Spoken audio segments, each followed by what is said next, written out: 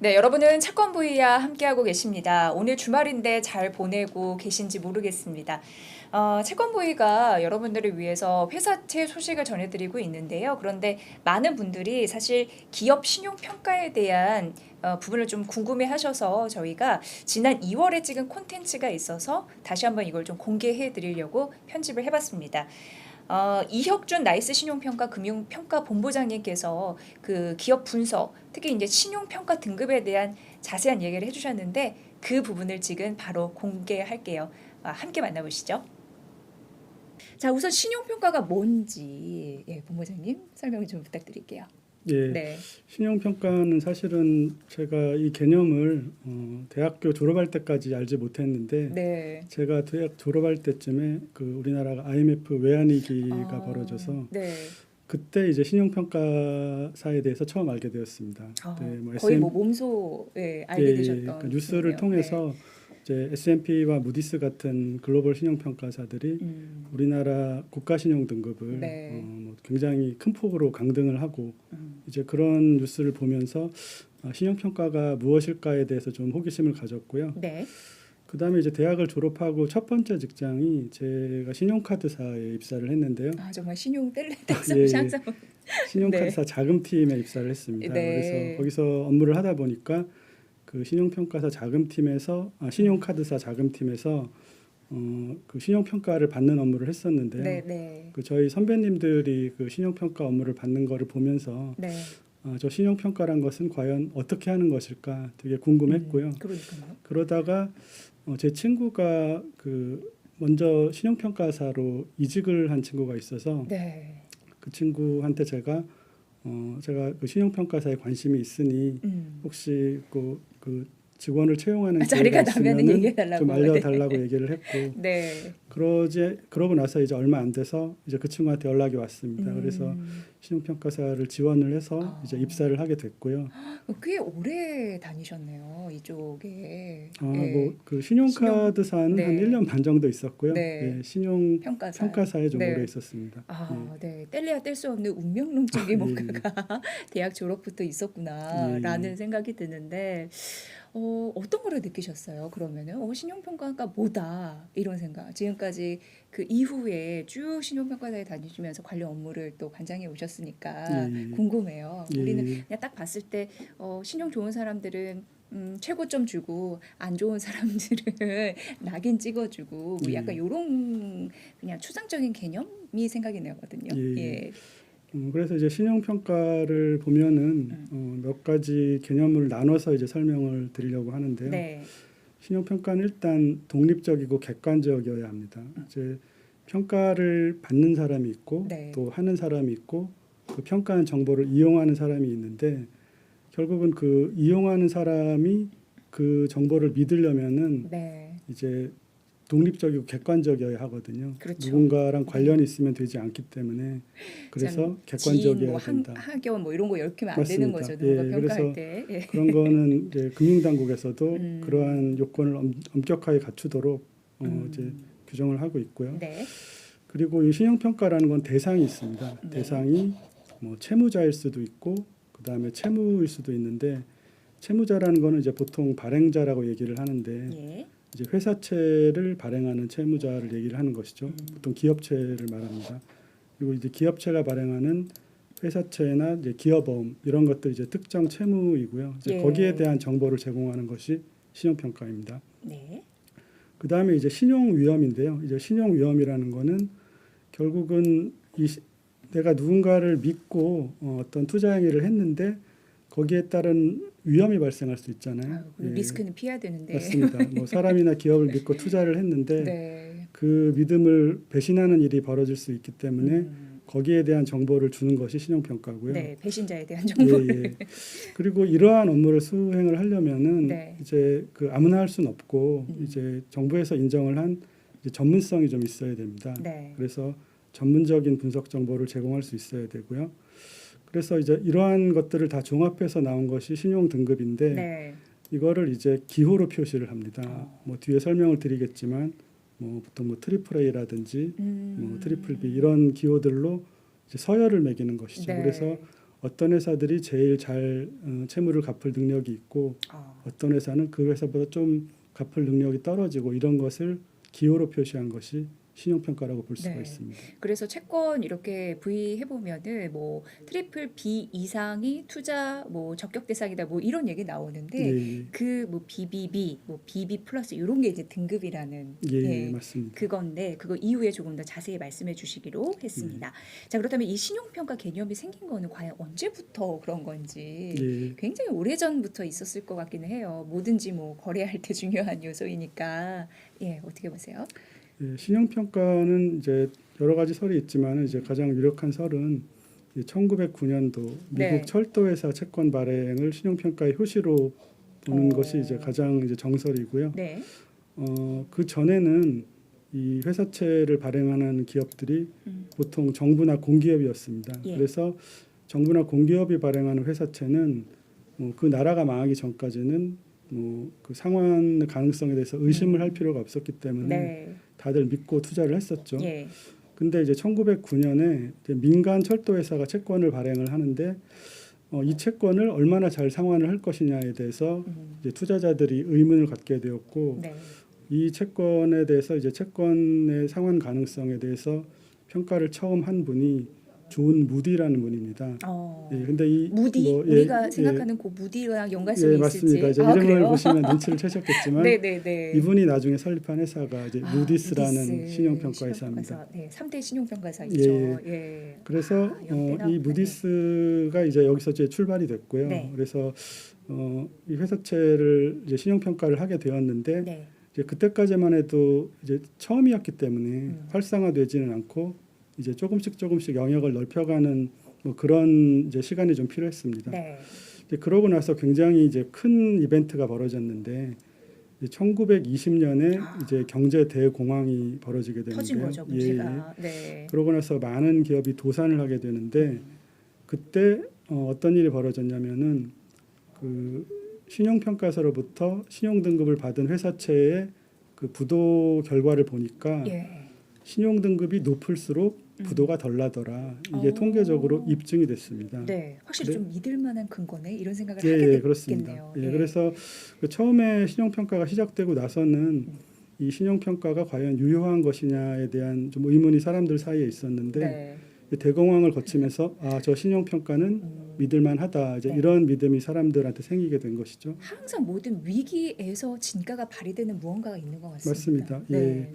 그래서 그 이후로 신용평가가 필요하다는 생각을 이제 자본시장에서 많이 하게 되었고 네. 그 이후로 이제 신용평가 수요도 확산이 되고 실제 평가 사례도 많이 늘어났습니다. 네. 이제 그런 식으로 계속 진행이 되다가 1975년에 다시 또 굉장히 좀 의미 있는 이제 이벤트가 있었는데 그 미국 증권거래위원회 SEC라고 하죠. 네. 여기서 S&P, 무디스, 피치 요 세 개 신용평가사를 이제 국가 인증 신용평가사 영어로는 이제 Nationally Recognized Statistical Rating Organization. 그래서 이거 약자로 이렇게 묶어놨고요. 예, 영어로는 이제 그 NRSRO라고 하는데 네. 그냥 뭐 인증 신용평가사다라고 말하시면 될 것 같습니다. 네.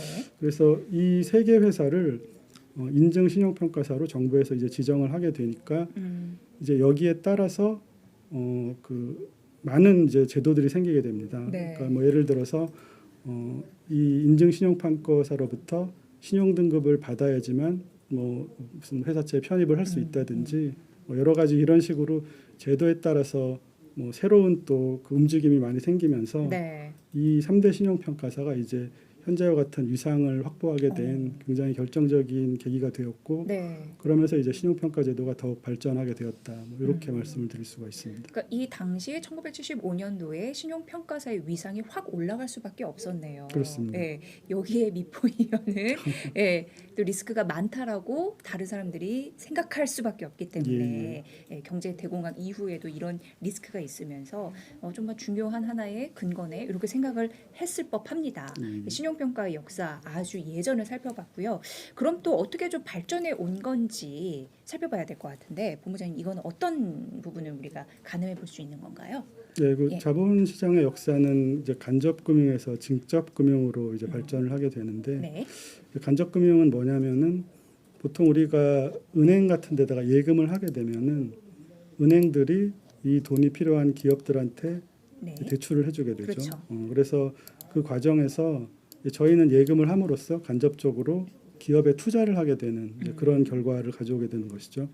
근데 이제 자본시장이 발전하면서 이제 투자자들이 우리가 직접 투자하고 싶다 이제 그런 생각을 가지게 되고 네. 은행 끄지 말고. 맞습니다. 예, 그리고 기업들도 네. 직접 투자자와 접촉을 하고 싶다는 니즈가 생기게 됩니다. 네. 그래서 이 과정에서 이제 직접 금융 시장이 확대가 되면서 이제 금융투자 회사, 뭐 증권사 같은 데를 거쳐서 이제 투자를 하게 되는데 이 과정에서 이제 아무래도 리스크가 커지게 되죠. 네. 뭐 은행은 이제 전문적인 심사력도 있고 그리고 여러 가지 이제 노하우를 갖고 있기 때문에 정확한 투자를 할 수 있지만은 뭐 개인 투자자나 또 뭐 좀 기관이라고 하더라도 이제 이런 부분에 있어서는 은행보다 좀 부족할 수가 있거든요. 그렇죠. 네. 그래서 여기서 이제 신용 평가라는 것이 필요하다. 이제 이런 이제 요구가 생기게 됩니다. 네.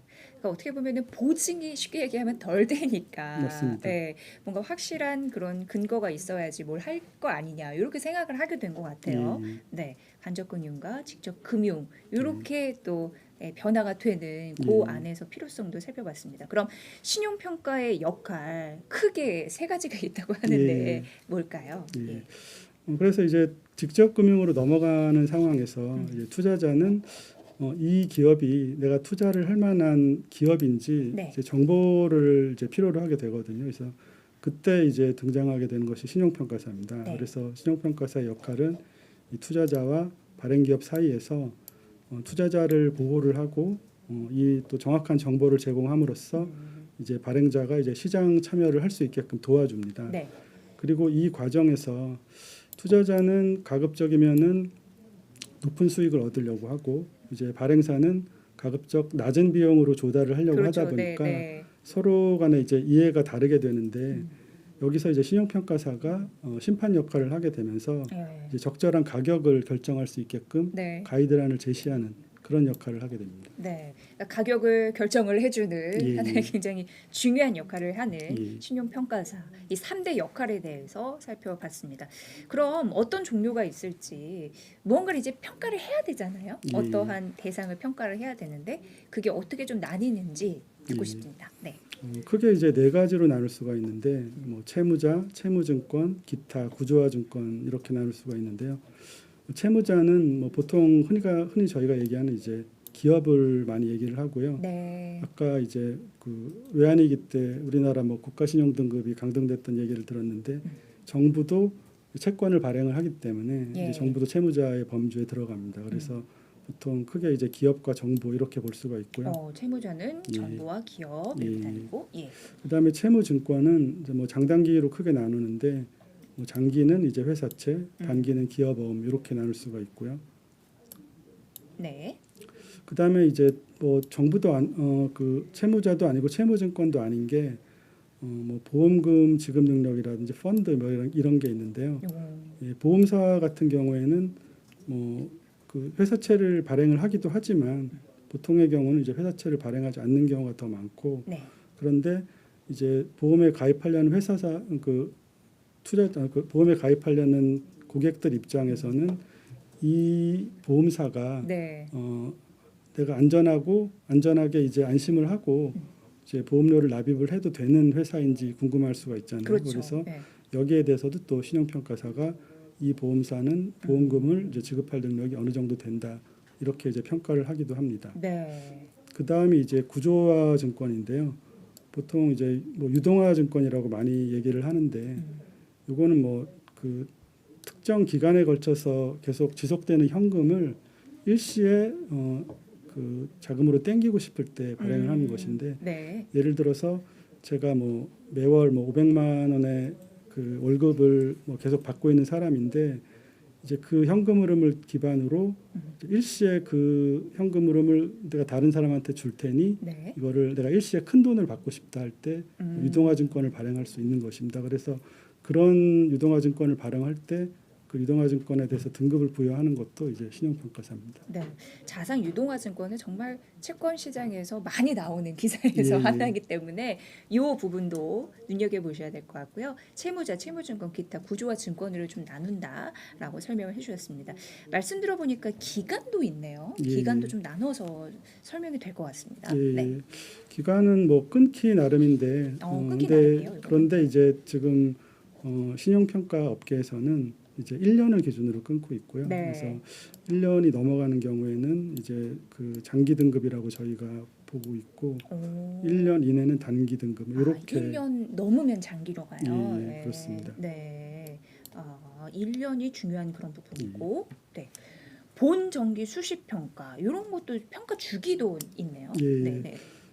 보통 이제 회사채를 발행할 때 신용 평가를 이제 처음 하게 되는데 뭐 영어로는 이제 이니셜 레이팅이라고 하고요. 네. 이제 본 평가라고 저희는 부릅니다. 그래서 보통 뭐 3년 만기 회사채를 발행을 한다 그러면은 발행을 앞두고 이제 회사채를 발행하는 기업이 신용평가사에 의뢰를 하고 네. 신용평가사가 이제 등급을 책정을 하면은 그거를 바탕으로 이제 발행을 하게 되죠. 그런데 이 발행 시점과 만기 시점 사이에 3년이라는 기간이 있으면은 네. 그 사이에 기업의 신용도가 변동될 수가 있는 그렇죠, 것이죠. 그렇죠. 네. 뭐 실적이 좋아질 수도 있고 나빠질 수도 있는 것이기 때문에 그래서 신용평가사는 매 결산기가 지날 때마다 1년에 한 번씩 정기 평가를 합니다. 일종의 뭐 애프터 서비스 같은데요. 네. 그래서 만약에 그 회사채를 발행하고 나서 1년이나 2년 뒤에 그 회사의 실적이 좋아져서 신용등급 상향 요인이 있다고 네, 생각이 되면 네. 등급을 올리고 반대로 실적이 나빠지거나 뭐 안 좋은 일이 있어서 이제 채무 상환 능력이 떨어졌다고 생각이 되면은 네. 등급을 낮추기도 합니다. 이제 그런 게 이제 정기 평가고요. 이 정기 평가는 보통 결산기가 끝나면 하게 되는데 이거와 상관없이 하는 평가가 또 있습니다. 수시 평가라는 수시 건데요. 이거는 뭐냐면은 수시로. 예. 그 결산기가 되지 않았지만 그 회사채 만기 전에 뭔가 중요한 크레딧 이벤트가 생긴 네, 거예요. 네, 네. 그러니까 예를 들어서 갑자기 M&A가 돼서 네. 대주주가 변경됐다든지 아니면 뭐 분식회계가 발생해서 그동안 저희가 믿고 이제 신용평가의 근거로 생각했던 수치가 네. 사실은 다 거짓말이었다. 뭐 이런 게 밝혀지면은 등급을 조정하기도 하거든요. 기업까지 상당한 영향을 미칠 수 있는 돌발 뭐 이벤트가 생길 때 이런 게 이제 그렇습니다. 평가가 되는 예, 거예요. 예. 예. 그래서 이렇게 본평가, 정기평가, 수시평가 크게 세 가지로 구분을 합니다. 그래서 사후 관리라고 예, 이렇게 예. 네 적어 주셨군요.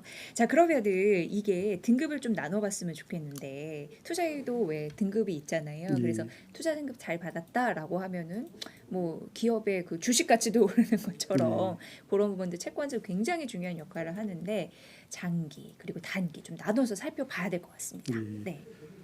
신용등급은 이제 장기와 단기로 이제 기호를 이제 다르게 쓰는데요. 먼저 이제 장기 등급의 투자 등급을 보면은 이제 가장 높은 등급이 트리플 A로 이제 최고 수준의 채무 상환 능력을 의미를 하는 것입니다. 네. 그 다음이 이제 더블 A, 그 다음에 싱글 A, 그 다음에 이제 트리플 B까지가 이제 투자 등급이고요. 네. 여기까지는 이제 신용평가사에서 뭐 투자할 만하다, 뭐 이렇게 보는 하한선이 트리플 B인 거고. 그래도 상대적으로 안전해 이런 느낌이 있는 그렇습니다. 거죠. 예. 요게. 네. 그리고 그 안에서 이제 가장 높은 신용 등급을 이제 트리플 A와 더블 A, 싱글 A, 트리플 B 이렇게 네. 나눈 것입니다. 네, 그러니까 트리플 A가 있으면 가장 그래도 믿을 만한 예, 예. 그런 기업이네라고 생각을 하면 될 것 같고 장기라고 하셨으니까 앞서 말씀해 준 대로 1년을 넘어서 초과한 맞습니다. 예. 그런 기간이라는 거 다시 한번 좀 짚어드리고요. 자, 그 다음에 요거는 약간 좀 빨갛게 칠하신 거 예. 봐서는 약간 빨간불 위험하다라는 느낌 같아요. 예, 네. 투기 등급은 이게 투자를 하실 때 상당한 위험이 있기 때문에 네. 그 투자자들이 그거를 인지를 하셔야 된다 이런 의미고요. 네. 대신에 이제 투기 등급은 위험한 대신에 수익률은 높습니다. 그래서 뭐 하이 리스크 하이 리턴을 추구하는 투자자들이 네. 그럼에도 불구하고 나는 고수익을 원한다 이러시는 분들이 이 투기 등급에 투자를 하실 수가 있는데 네. 여기도 이제 더블 B부터 시작해서 이제 C까지 내려가고 만약에 이 그 기업이 디폴트가 나게 되면은 아이고. 그러면 이제 부도가 나서 아예 이제 원금이나 이자를 갚지 못하게 되는 상황에 처할 수가 있는데요. D 예, 그거를 거죠. 이제 예. D로 표시를 합니다. 아, 디폴트라서 D도 이렇게 또 그렇습니다. 되는 것 같기도 하고 어쨌든 약간 좀 상대적으로 안전하게 갈래 하면은 앞서서 그거를 하셨어야 돼. 투자 등급으로 예. 가셨어야 되고 그래서 수익률 좀 높은 수익률을 보고 약간 뭐 리스크는 있지만 그런 예. 투기 등급으로 하지만 디폴트는 안 된다. 그렇죠. 예. 이건 정말 이건 이제 디폴트니까 선언한 항목이니까 이렇게 좀 나눌 수가 있는 것 같습니다. 자 그러면은 이제 장기 봤으니까 예. 단기 이거는 1년 이내라고 말씀하셨죠? 그렇습니다. 예. 1년 이내. 이렇게 좀 다르네요. 예. 표기가. 단기 등급은 이제 아까 말씀드렸듯이 장기와 다른 이제 등급 기호를 쓰는데요. 여기는 이제 A1부터 A2, A3까지가 투자 등급입니다. 네. 그리고 투기 등급은 이제 B와 C, D가 있고요. 네. 그래서 개념은 이제 장기와 뭐 거의 비슷하다고 보시면 되고 이제 기간만 이제 그 1년 이내다 뭐 이렇게 생각을 하시면 될 것 같습니다. 네, 장기 단기로 예. 신용 등급의 기호가 좀 다른 거 확실히 이제 나중에 이게 왜 A1이지 뭐 AA지 뭐 이런 거 확실히 좀 구분을 하실 수 있을 거라고 생각이 듭니다. 자 다음은 등급 방향성 이런 것도 좀 살펴봐야 되는데 뭐 좋을 거다 안 좋을 거다 그런 느낌이 드네요. 예. 아까 전에 뭐 정기 평가와 수시 평가를 설명하면서 말씀드렸지만 신용 등급은 고정된 것이 아니거든요. 기업체가 잘하면 올라갈 수도 있고 또 실적이 부진하면 낮아질 수도 있습니다. 학교에서 시험 보는 것처럼 예, 중간 예. 기말 막 이렇게. 그렇죠. 그래서 이 등급이 변동될 수 있는데 갑자기 등급을 올리면 시장에서 당황스러워하기 때문에 신용평가사들은 이제 이 회사의 등급 변경 가능성이 있다고 생각이 되면은 이거를 이제 다양한 기호를 통해서 시장에 어나운스를 합니다. 그래서 이거를 이제 등급 전망과 등급 감시로 이제 크게 나누는데 네. 등급 전망은 향후 6개월에서 2년 사이에 등급이 변동될 가능성을 나타내는 것이고요. 네. 영어로는 이제 레이팅 아웃룩이라고 합니다. 그래서 대부분의 경우는 이제 안정적입니다. 스테이블. 그러니까 저희가 등급을 처음 부여할 때는 대부분 스테이블 아웃룩이 부여가 되는데 이거는 뭐 향후 6개월에서 2년까지는 당분간 등급 변동 가능성이 없다. 뭐 이렇게 되고요. 네. 근데 이 회사 실적이 계속 좋아지는 추세여서 앞으로 등급이 뭐 1년, 2년 사이에 올라가게 될 것 같다. 이러면은 이제 아웃룩을 이제 긍정적으로 변경을 해서 이제 저희가 평가를 하게 되는 것이죠. 포지티브로. 예. 네. 반대의 경우로 이제 등급이 떨어질 것 같다. 그러면 이제 부정적으로 이제 등급 전망을 바꾸게 되고요. 네. 그런데 이제 그 굉장히 애매한 경우가 있습니다. 이제 올라갈지 떨어질지, 근데 안정적이진 않고 이제 변동이 될 것 같은데 네. 올라갈 수도 있고 내려갈 수도 있을 것 같다. 이럴 경우에는 이제 디벨로핑이라는 등급 기호를 쓰게 되는데 이거는 흔하지는 않은데요. 종종 있기도 합니다. 도무지 감을 잡을 수 없을 상황일 때 예. 그러면은 약간 유동적이라고 나오면은 요거는 투자를 약간 꺼릴 수밖에 없는 요인이네요. 예. 신용평가사들도 정확하게 이게 좀 와닿진 않으니까 예. 요 점수 주기. 네. 그리고 이제 등급 감시 이건 뭘까요? 등급 감시는 이제 여전히 이제 등급 강향성에 대한 신용평가사의 의견인 건 마찬가지인데 이거는 기간이 좀 짧습니다. 이제 등급 전망은 향후 6개월에서 2년 사이에 등급 변동 가능성을 나타내는 것이라면 네. 등급 감시는 이제 향후 90일 이내, 90일 이내. 한 3개월 정도를 얘기하는 것이죠. 네. 그래서 이 개념은 위에 등급 전망이랑 비슷하고요. 이제 상향 와치와 이제 하향 와치가 있는데 이 상향 와치는 이제 90일 이내에 등급이 올라갈 가능성이 굉장히 높다. 3달 안에. 예. 그 다음에 하향 와치는 내려갈 가능성이 높다. 그 다음에 이제 불확실 검토는 이제 등급 전망에서 그 유동적과 거의 비슷한 개념입니다. 그렇네요. 올라갈 수도 있고 내려갈 수도 있다. 네. 그런 개념입니다. 네. 등급 전망, 등급 감시 이렇게 나뉘고 등급 전망의 유동적과 등급 감시의 불확실이 약간 비슷한 개념. 그렇습니다. 그리고 등급 전망이 6개월에서 2년 사이, 등급 감시는 90일 이내. 요거까지 필기를 좀 완벽히 해주시면 도움이 되실 것 같습니다. 자, 그럼 신용평가사 드디어 나왔습니다. 국내에는 우리 본부장님이 다니시는데 여기 딱 나와 있고요. 설명을 좀 부탁드릴게요. 네. 국내에는 그 현재 4개의 신용평가사가 있는데요. 근데 이제 점유율 그래프를 보시면 아시겠지만 이제 3개사가 99%의 시장을 점유를 하고 있어서 이제 3개사가 균점 체제라고 보시면 되고요. 비슷비슷하게. 네. 지금 보면은 점유율이 이게 매년 이제 조금씩 바뀌는데 보면은 이제 3개사가 모두 다 시장을 33%씩 사이좋게 그러네요. 나눠 가지는 네. 그런 모습이고 네. 이 모습이 거의 뭐 20년 넘게 지속이 되고 있습니다. 제가 네. 입사할 때도 이 점유율이었고 네. 1등이 매년 번갈아가면서 바뀌긴 하는데 네. 점유율이 크게 달라지진 않았고요. 네. 예. 뭐 그래서 지금 이 3개사 이제 균점 체제가 지속이 되고 있고 이 신용평가사에 대해서 간단히 설명을 드리면 제가 근무하는 나이스 신용평가는 네. 이제 3사가 모두 다 80년대에 설립이 되었는데요.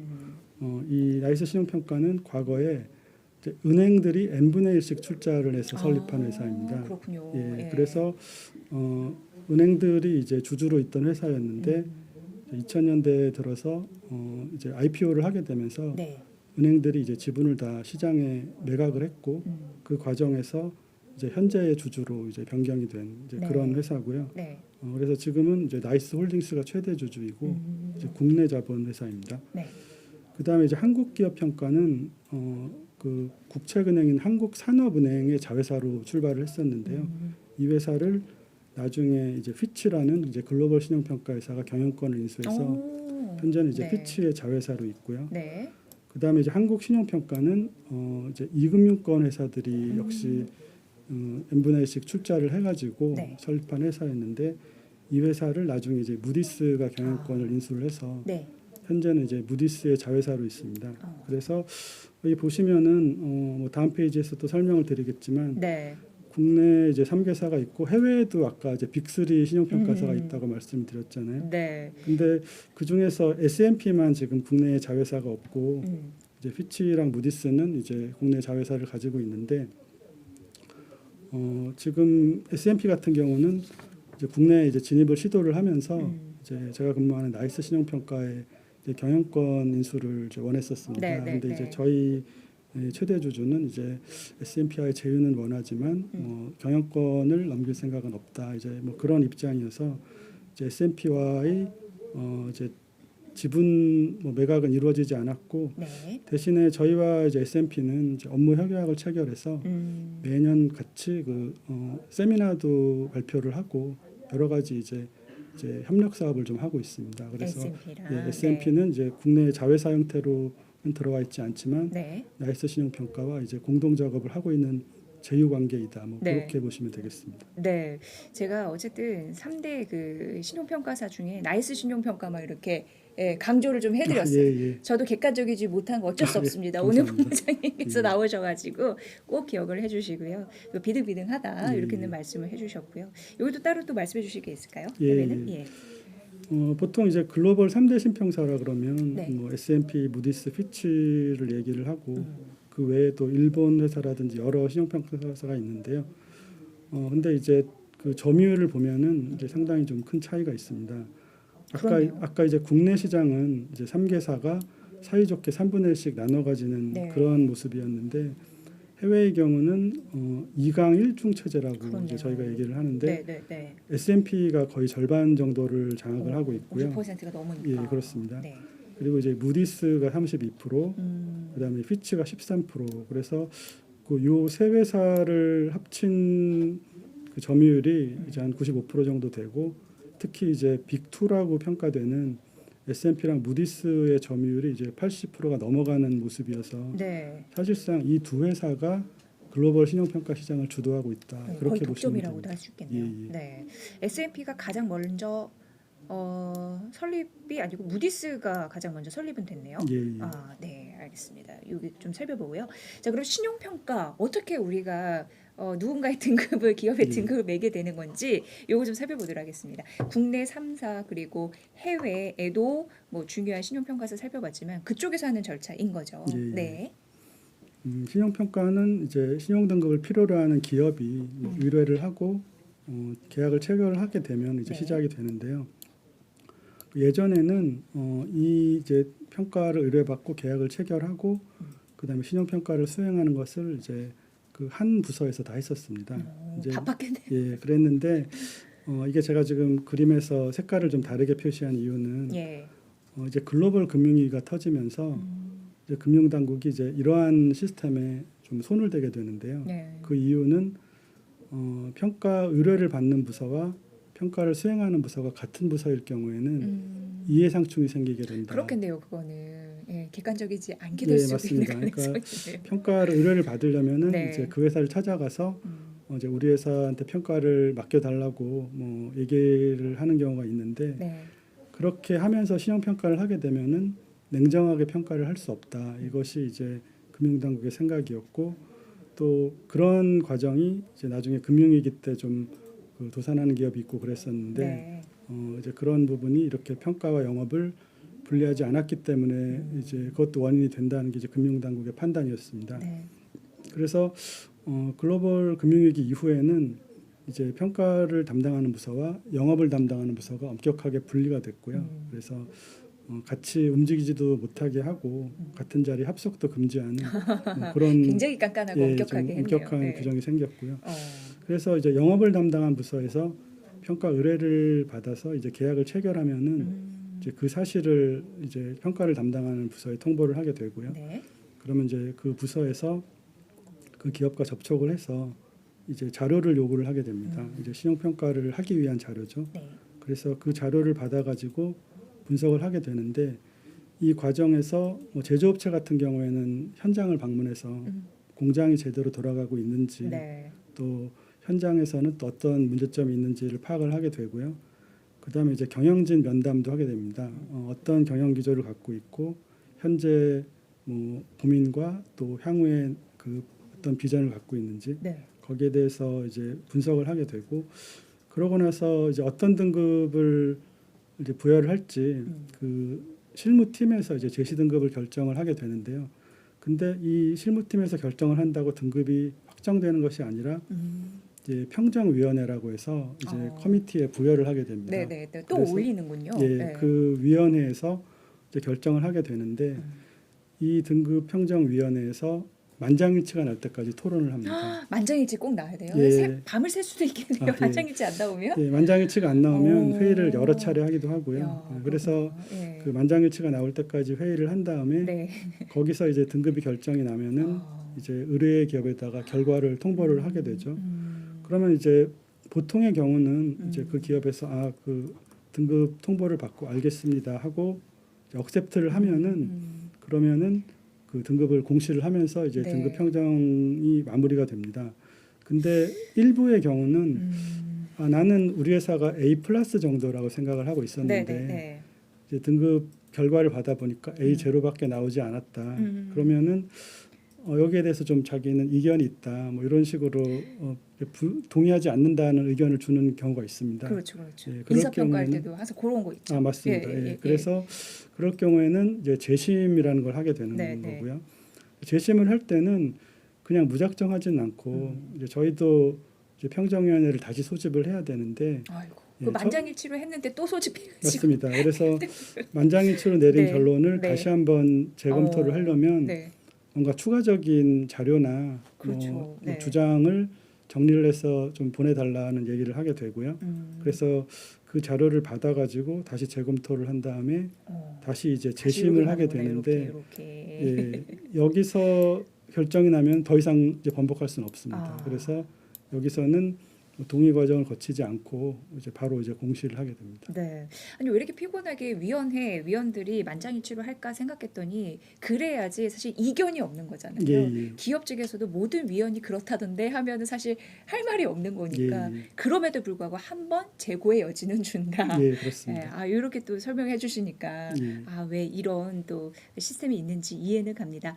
자, 그럼 신용 등급을 살출하는데 뭐 여러 가지 기관에 어쨌든 다 그걸 할 거 아니에요. 예. 가치의 그 판단이 되는 기업이나 뭐 공공기관 같은 경우에 그다음에 일반 기업은 어떻게 가는지 좀 살펴주시죠. 네.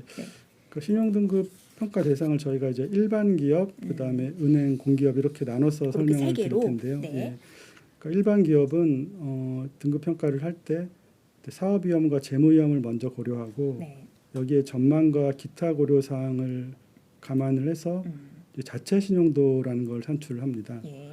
그리고 나서 이 기업이 만약에 어떤 그룹에 속해 있는 기업이다 그러면은 그 그룹 계열로부터 유사시에 언제든지 지원을 받을 수 있는지 네. 뭐 그런 지원 능력과 의지를 이제 평가를 하게 되고요. 보증 수표의 그런 뭐 느낌이죠. 그렇습니다. 예, 그래서 뭐 사람으로 치면은 음. 제가 뭐 어떤 직장을 다니고 있고 네. 그다음에 연봉이 얼마고 이러면 이걸 가지고 자체 신용도를 이제 평가를 받고 네. 그러고 나서 부모님이 얼마나 재력이 있느냐 뭐 약간 그런 얘기인데요. 그러니까 내가 제- 문제가 생기면 부모님이 해결해 줄 맞습니다. 거니까. 제가 갑자기 회사에서 뭐 그 해고가 될 수도 있고 네. 어떤 뭐 그 질병이 생겨서 이제 음. 회사를 그만둘 수도 있는데 음. 그럴 경우에 예를 들어서 제가 뭐 3년 만기에 차입금을 빌렸는데 예.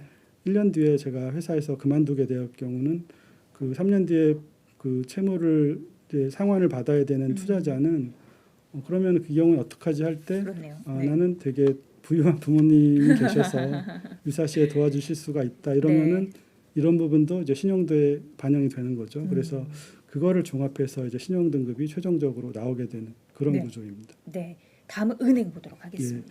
네. 은행은 이제 일반 기업과 다른 게 보통 뭐 은행도 이제 그룹 형태로 이제 존재하지만 그런 경우가 많지만 이제 은행의 경우는 이제 좀 정부 입장에서 볼 때 이제 국가 차원의 핵심 인프라 기업이기 때문에 네. 이제 공공재적인 성격이 되게 강하고요. 음. 그래서 은행이 위기에 처하게 되면은 보통 정부가 나서게 됩니다. 그래서 이제 우리나라 이제 은행들이 정부로부터 지원을 받았던 사례가 크게 두 차례가 있는데 네. 이제 외환위기 때 예. 이제 많은 은행들이 이제 거의 디폴트 직전까지 몰렸는데 그 심각한 경제 위기인 거죠. 예, 네. 그때 이제 정부가 공적 자금을 투입을 해서 은행들을 살려냈었죠. 그래서 그런 사례가 있었고 그다음에 2008년 글로벌 금융위기 때도 은행들이 좀 상당한 위기에 직면했는데 그때 정부에서 이제 자본확충 펀드라는 걸 만들어서 네. 은행들의 이제 신종자본증권을 이제 구입을 해줬습니다. 그래서 그러면서 이제 정부에서 이제 자본 인젝션을 해주는 그런 지원이 있었기 때문에 은행의 경우는 앞서 말씀드린 일반 기업의 평가 구조에다가 추가적으로 정부의 지원까지 고려가 되는 이제 그런 이제 구조를 갖고 있다. 그렇게 네. 말씀드릴 수가 있습니다. 네. 그래서 정부, 계열 이렇게 네, 나뉜다. 자, 공기업 가보도록 예. 하겠습니다. 네. 공기업은 뭐 무슨 삼성그룹, LG그룹 이런 식으로 이제 그룹 소속이 아니기 때문에 좀 다른 구조를 갖고 있는데 여기는 이제 뭐 사업위험과 재무위험과 전망과 기타 고려 사항을 반영해서 자체 신용도를 산출하는 것은 다른 기업들과 마찬가지고요. 여기서 만약에 공기업이 어려워질 경우에는 이제 정부가 지원을 하게 되는 것이죠. 그래서 이거를 반영을 해서 이제 최종 신용 등급을 부여를 하게 되는데 이제 가장 뭐 예로 들 수 있는 게 이제 네. 최근에 한국전력공사 같은 한전. 예, 네. 한전 같은 경우에는 지금 그 전기를 생산하는 원가가 많이 올랐기 때문에 네. 이제 이거를 반영을 해서 전기료에 책정을 해야 되는데 이제 공기업이기 때문에 이제 그렇게 전기료를 많이 올리지 못하고 있죠. 그러면서 서민들도 삶 팍팍해진다고도 예, 예. 난리도 아니지 않습니까? 이게 이러지도 못하고 저러지도 예. 못하고. 네. 그러는 과정에서 이제 작년 같은 경우에 이제 적자가 이제 수십조가 나게 됐는데 네. 이제 그렇게 되면 이제 신용평가 입장에서는 이 신용 위험이 크게 증가한 거거든요. 네. 이제 자본이 잠식이 되고 그다음에 재무 구조가 상당히 악화가 된 것이기 때문에 자체 신용도만 놓고 보면은 신용 등급 하향 요인이 발생한 건데 그렇죠. 네. 그렇지만 이제 현재 한국전력의 신용 등급은 최고 등급인 트리플 A이고 그 이유는 이 바로 정부의 지원 때문입니다. 참 이제 여기가 잘 받쳐주기 때문에. 예, 정부가 대주주로 있기 때문에 산전이 망하지는 않을 것이다. 네, 정부가 망하지 않을 것처럼. 예, 네, 그래서 그런 어떻게든 느낌. 네. 정부가 망하지 않고 끌고 나갈 것이다라는 믿음이 있기 때문에 신용평가사들도 적자가 그렇게 났지만은 신용 등급을 조정하고 있지는 않습니다. 네, 이렇게 해서 일반 기업, 은행, 공기업까지 신용 평가에 대한 절차 쭉 말씀드렸고 이제 리스크를 빠르게 점검해 보도록 하겠습니다. 예. 이거 굉장히 중요한 부분이죠. 예, 예. 네. 아까 이제 사업위험, 재무위험, 그 다음에 전망, 기타 고려사항으로 말씀드렸는데 네.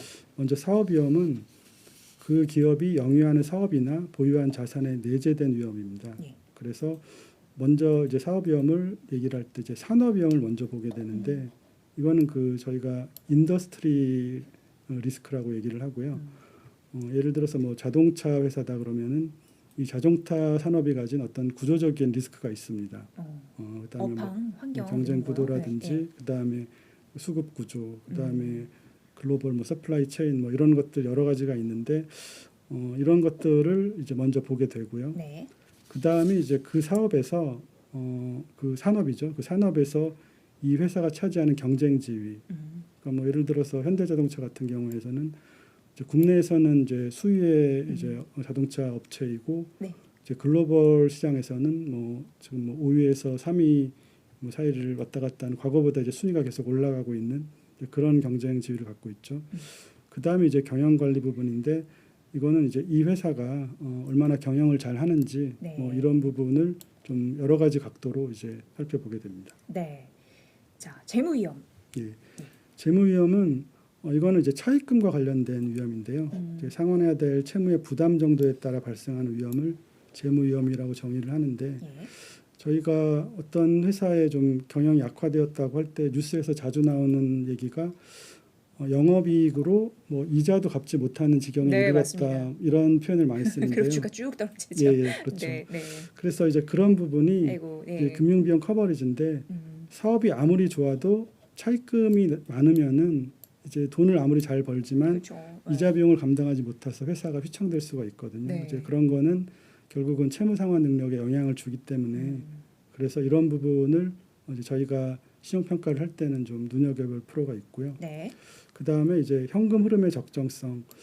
보통 그 저희가 기업체의 수익성을 얘기할 때 손익계산서를 많이 보지만 이 이익이 이제 현금성 이익이 아닙니다. 뭐 장부상의 이익이기 때문에 네. 신용평가사들은 현금성 이익을 더 중시를 합니다. 그래서 장부상의 당기순이익보다는 여러 가지 형태의 현금 흐름을 쪼개서 보는데 이제 크게 보는 것이 이제 영업활동 현금 흐름, 네. 잉여 현금 흐름 뭐 이런 것이고요. 이제 그거를 이제 제일 상징적으로 많이 쓰는 단어가 이제 에비타인데 요거는 뭐 이자나 세금 같은 뭐 감가상각 이런 거를 차감하기 전에 이제 현금성 이익인데 이 현금성 이익으로 차입금을 이제 얼마나 커버할 수 있는가 요거를 이제 신용평가사들이 좀 중시해서 보는 지표입니다. 네. 그리고 뭐 이러한 것들을 감안해서 뭐 재무 구조와 자산의 질을 보기도 하고 재무적 융통성이라 그래서 융통성이라는 표현이 좀 약간 궁금하실 수는 있는데 그러니까 유사시에 현금화할 수 있는 자산이 얼마나 있느냐 뭐 이런 겁니다. 네. 그래서 예를 들어서 뭐 큰 빌딩을 보유하고 있는 기업은 차입금을 갚기 어려운 상황이 되면은 그 기업이 보유하고 있는 건물이나 부동산을 처분을 해서 네. 그거를 현금화해서 차입금을 갚을 수도 있기 때문에 그런 것을 가진 회사와 가지지 않는 회사가 이제 다른 이제 평가를 받게 되는 것이거든요. 네. 그래서 그런 것도 고려를 합니다. 네, 한마디로 정리해 보면은 빚 많은 기업 싫어요. 현금 두둑한 주머니 두둑한 기업 좋아요. 예, 이렇게 그렇습니다. 정리를 해볼 예. 수 있을 것 같습니다. 기타적으로 고려할 사항 한 몇 가지만. 예, 기타 고려 사항은 이제 사업 위험과 재무 위험에 포함되지 않지만 예. 신용평가 측면에서 이거는 그 두 위험에 포함되지 않지만 고려해야 되는 게 아니냐 뭐 이런 것들인데 그 이 회사의 경영 기조가 좀 공격적인 회사냐 네. 아니면 보수적인 회사냐 뭐 이런 경영 관리나 재무 정책 상의 좀 특성을 가진 그런 회사들이 있거든요. 예. 그런 회사들을 이제 저희는 이제 알파라고 부르는데 이제 이 알파라는 기타 고려 사항으로 이제 고려를 하게 되고요. 네. 뭐 그다음에 뭐 비주력 사업 효과 뭐 그 이외에도 뭐 여러 가지 것들이 있는데 아까 말씀드린 것 중에서 뭐 갑자기 분식회계 사건이 터져서 네. 이걸 이제 저희는 이벤트 리스크라고 부르는데 그동안에 이제 저희가 믿어왔던 숫자가 사실은 다 틀린 숫자였다. 이렇게 되면은 이 부분을 이제 기타 고려 사항으로 넣어서 이제 다시 또 이제 등급을 결정을 할 때 고려를 하게 됩니다. 네. 자, 이제 마지막에 설명이 남아 있는데 이거는 뭔가 한 보증수표의 느낌이 예, 듭니다. 네. 네. 그 아까 이제 외부로부터의 지원 가능성을 이제 고려해서 최종적으로 신용 등급을 산출한다고 말씀을 드렸는데 네. 그 외부로부터의 지원 가능성을 저희는 능력과 의지 두 개로 나눠서 표현을 하거든요. 그러니까 예를 들어서 되게 이제 부자인 부모님을 갖고 계신 이제 어떤 사람이 있는데 그러면 이제 그 부모님이 제가 경제적으로 위기에 처했을 때 도와줄 네. 수 있을 것인가를 능력과 의지 두 개를 다 보는 것입니다. 예. 그러니까 능력은 당연히 능력 있으면은 이제 그 부모님이 저를 도와줄 수가 있는데 이 부모님이 평소에 저랑 사이가 안 좋으셔서 안 좋구나. 알아서 해야지 예, 이러면 예, 이제. 좀 강하게 커야 된다 또 네, 이런 네. 생각을 갖고 계시면은 능력은 있지만은 의지가 약해서 안 도와주시는 네, 경우도 네, 있거든요. 네. 그래서 그런 경우를 저희는 뭐 꼬리 자르기 뭐 이런 꼬리 자르기. 표현으로 그래요? 쓰는데 그래서 이제 꼬리 자르기. 왜 그렇게 네. 예를 드렸고 먼저 네. 능력을 어떻게 평가하냐면은 네. 어떤 이제 그룹 형태의 기업 집단을 저희는 이제 계열로 부르는데 이 계열에 속한 기업의 자체 신용도를 이제 통합을 해서 이제 네. 가중평균이나 뭐 여러 가지 방법으로 저희가 이제 하나의 이제 회사처럼 가정을 하고 이제 지원 능력을 이제 평가를 합니다. 네. 이거를 이제 저희는 저희가 쓰는 용어로 계열 통합 프로파일이라고 하고요. 예. 그래서 네. 그게 이제 지원 능력 부분이고요. 네. 그다음에 지원 의지는 이 부분은 상당히 좀 계량화하기 어려운 부분인데요. 그러니까 이 계열에서 이 회사가 위기에 처했을 때 지원할지 안 할지를 어떻게 계량할 수 있느냐가 이제 저희도 참 큰 고민이었는데 네.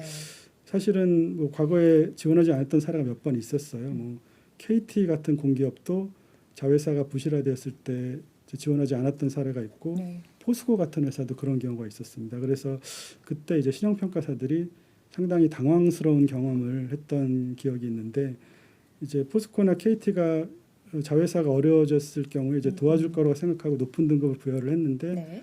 뭐 여러 가지 이유로 인해서 그 회사가 부실화됐을 때 도와주지 않았거든요. 그래서 이제 그러한 좀 아픈 경험을 이제 기반으로 해서 저희가 그러면 지원 의지를 판단하는 몇 가지 기준을 이제 정리를 해봤는데 네.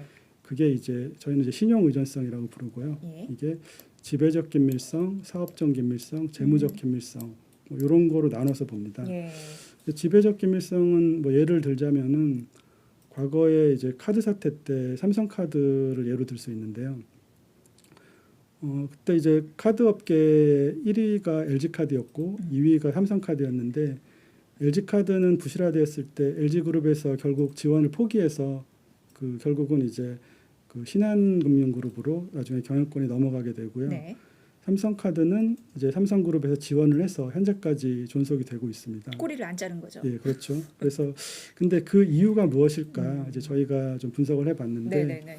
LG카드의 경우는 당시 대주주가 그 오너 일가 개인들이었습니다.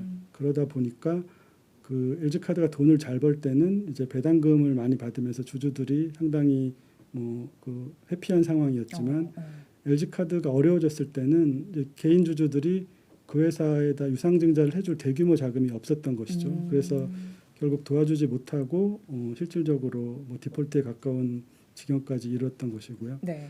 삼성카드의 경우는 대주주가 삼성전자와 삼성생명이어서 지원 능력이 있었는데 당시 카드업계의 적자 규모가 뭐 조단위여가지고 사실은 이제 삼성그룹도 이제 삼성카드를 이제 대규모 자금을 투입을 해서 살릴 것이냐 아니면 LG그룹처럼 포기할 것이냐 예. 고민을 했을 텐데 네.